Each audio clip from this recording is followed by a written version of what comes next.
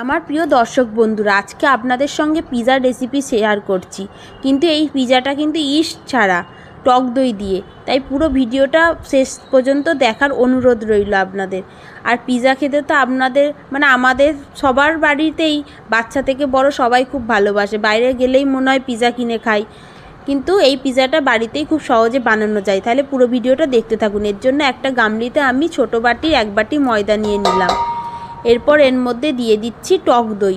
টক দইটা একসঙ্গে মেশাবো না, আস্তে আস্তে মেশাচ্ছি। 1 চামচ, এরপর আর 1 চামচ, মোট 3 চামচ, আর 1 চামচ টক দই, মোট 4 চামচ টক দই মেশালাম। বড় চামচের এরকম ছোট চামচ নিয়ে নেবেন, এই চামচের মাপে 4 চামচ টক দই নেবেন। টক দইটা ভালো করে প্রথমে মিশিয়ে নেবেন ময়দার সঙ্গে। এরপর দিয়ে দিচ্ছি পরিমাণ মতো লবণ। এরপর দিয়ে দেবো বেকিং পাউডার 1/2 টিস্পুন। এরপর 4 ভাগের 1 ভাগ এই চামচের খাবার সোডা দিলাম। দিয়ে সবগুলো উপকরণ ময়দার সঙ্গে ভালো করে মিশিয়ে নিচ্ছি।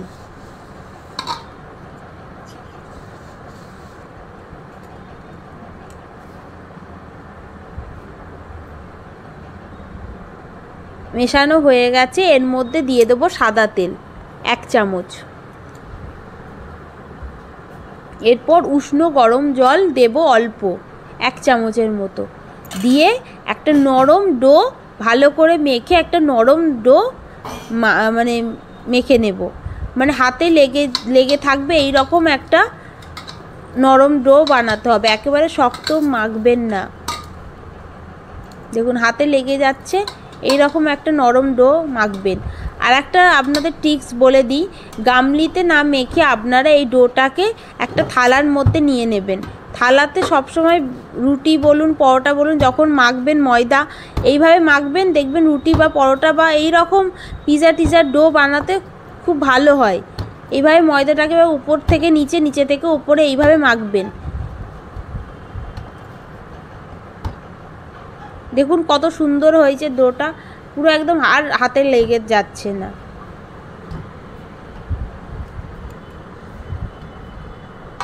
এরপর একটা টিফিন বক্সে আমি এই ঘন্টাখানেকের জন্য চাপা দিয়ে রাখছি।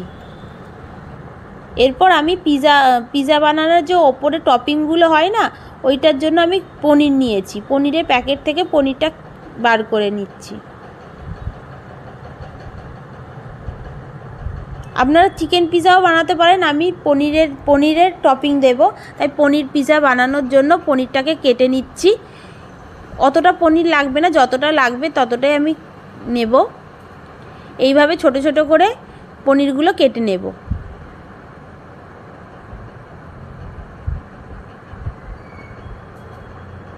এরপর এর মধ্যে দিয়ে দেব ক্যাপসিকাম। পনিরগুলো সাইড করে রেখে দিচ্ছি। এর মধ্যে ক্যাপসিকাম দেওয়ার জন্য ক্যাপসিকামটা কেটে নেব। ক্যাপসিকামের মধ্যিখানের বীজটা বাদ দিয়ে, সাদা অংশটা বাদ দিয়ে এইভাবে পনিরের আকারে ছোট ছোট করে কিউব আকারে কেটে নিচ্ছি।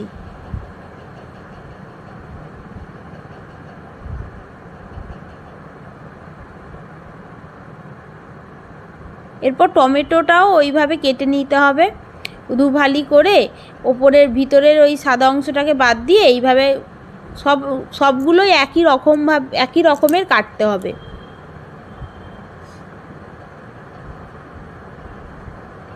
এরপর আমি একটা পিজা সস বানিয়েছি। শুকনো লঙ্কা, রসুন, পেঁয়াজ, টমেটো একসঙ্গে ভালো করে ভেজে নিয়ে তার মধ্যে হলুদ, লবণ ভালো করে দিয়ে মিক্সিতে পেস্ট বানিয়ে নিয়েছি। এটা ঘরোয়া পিজা সস বলতে পারেন।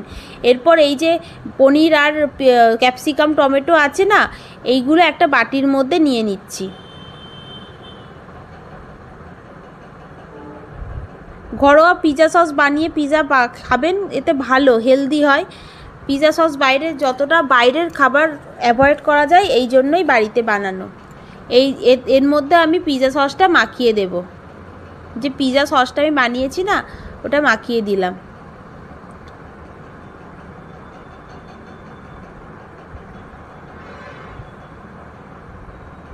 যতটা লাগবে ততটা নিয়ে ভালো করে ওর মধ্যে দিয়ে দিচ্ছি। ব্যাস আমার টপিং রেডি হয়ে গেছে। ভালো করে মিশিয়ে নিচ্ছি।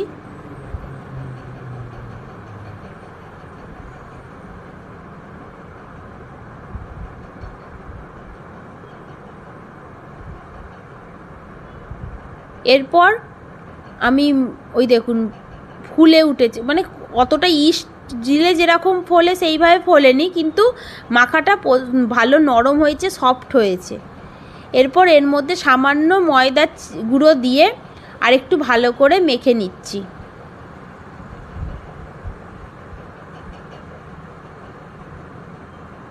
দু হাত দিয়ে ভালো করে চেপে চেপে ভালো করে মেখে নেওয়ার পর আমি একটা ব্যালন পিড়ে নেব। পিড়ে নিয়ে এটা রুটি একটা পিৎজার ডো বানিয়ে নেব।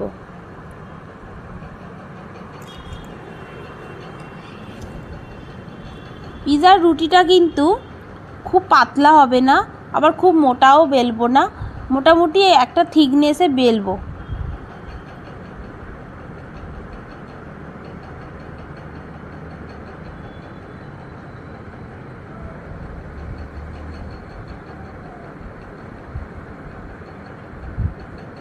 বেলা হয়ে গেছে, এবার হাতের সাহায্যে আমি করে নিচ্ছি।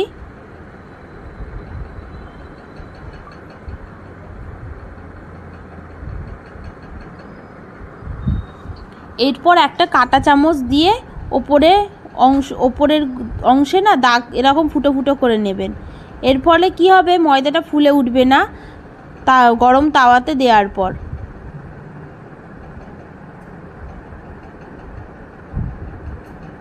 এরপর যাতে আপনি বেক করবেন সেই একটা ছোট্ট থালার বা বড় থালা যেরকম সাইজের আপনি বানাতে চান সেই রকম থালায় একটু অল্প সাদা তেল দেবেন, দিয়ে ভালো করে মাখিয়ে নেবেন। এরপর ওই পিৎজার রুটিটা এর মধ্যে দিয়ে দেবেন।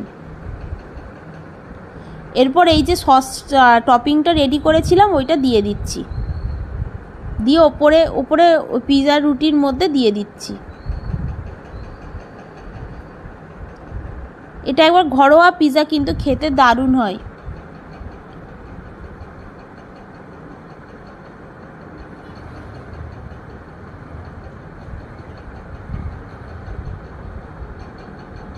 ভালো করে মিশিয়ে নেবেন। ভালো করে দেয়া হয়ে গেছে। এরপর ওপরে দিতে হবে মোজারেলা চিজ। এই চিজটা আপনারা মার্কেটে ইজিলি পেয়ে যাবেন, না মার্কেটে পেলে অনলাইন থেকে নিয়ে নেবেন। এইরকম মোজারেলা চিজ চারিদিকে ছড়িয়ে দেবেন, বেশ অনেকটাই দেবেন।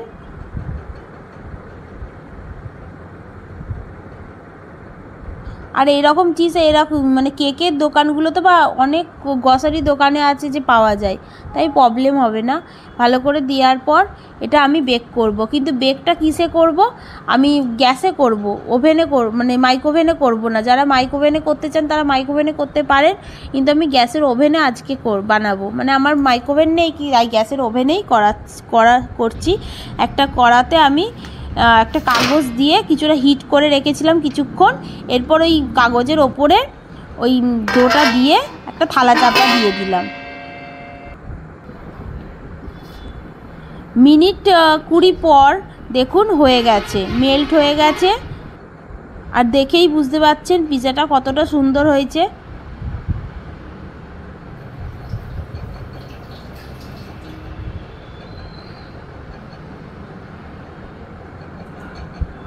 এরপর একটু ঠান্ডা হলে নামিয়ে নেবেন।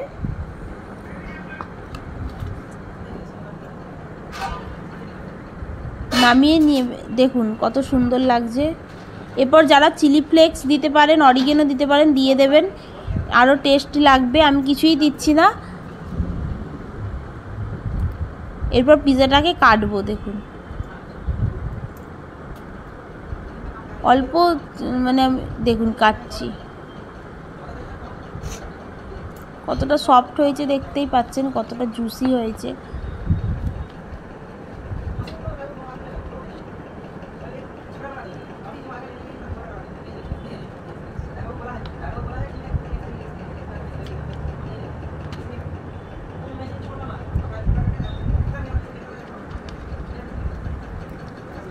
এইভাবে বাড়িতে একবার বানিয়ে খাবেন, নিশ্চয়ই ভালো লাগবে, আবার বানাতে ইচ্ছা করবে। বাইরে থেকে না কিনে, বাজারে কত টাকা দাম পিৎজার, তাই অল্প টাকা খরচ করে কিন্তু বাড়িতে আমরা ইজিলি এইভাবে পিৎজা বানাতে পারি। তাই বন্ধুরা, যদি রেসিপিটি ভালো লেগে থাকে আপনারা আমার পাশে থাকবেন। আপনারা পাশে থাকলে আমি আরও এগিয়ে যেতে পারবো। আর এইভাবে পিৎজা বানিয়ে আপনারা বাচ্চাদের খাওয়াবেন, কোনো প্রবলেম হবে না, বাড়ির যে কেউ খেতে পারেন। আর কতটা চিজি হয়েছে বুঝতে পারছেন দেখেই, দেখুন পুরো সফট হয়েছে। আর এই ছবিটা দেখে তো আরও বুঝতে পারবেন যে কতটা চিজি হয়েছে। দেখছেন তো কতটা ভালো হয়েছে। তাহলে ধন্যবাদ বন্ধুরা, সবাই খুব ভালো থাকবেন, সুস্থ থাকবেন।